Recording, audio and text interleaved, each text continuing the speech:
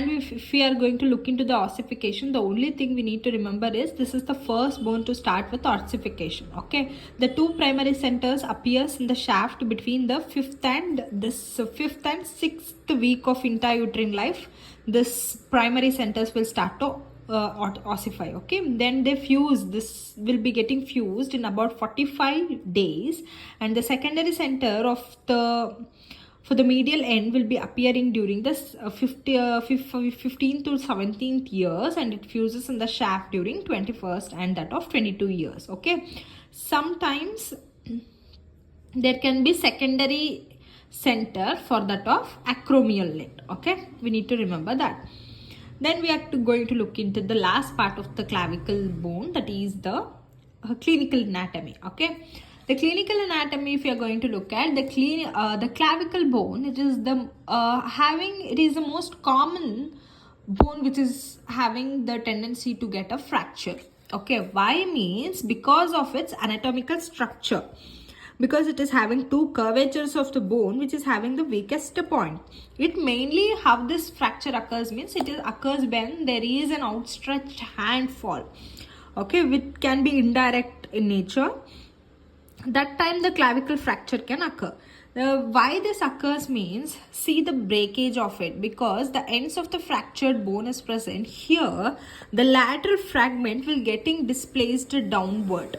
Okay, and the medial side it will go upward, because the sternocleidomastoid muscles will be pulling the medial side to the upwards, and the deltoid and the deltoid will be pulling this muscle downward. Okay, the medial side of it will be, the bone will be pulled downwards.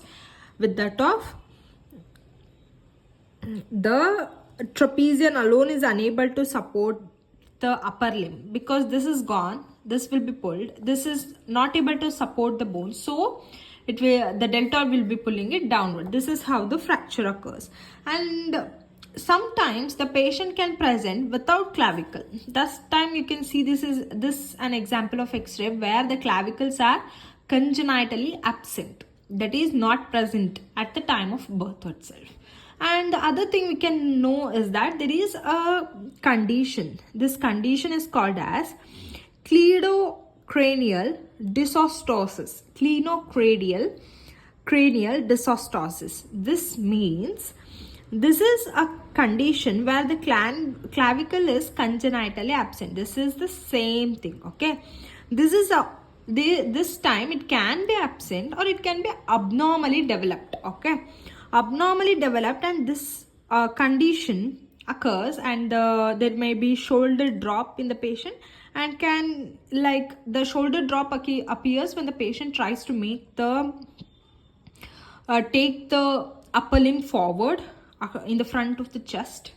This is how the patient will be appearing. Okay, for this we looked into the attachments, we looked into the muscles which are provided from the attachment. They are mainly this deltoid, the sternocleidomastoid, the trapezius, the subclavian muscle, and then the hyoid,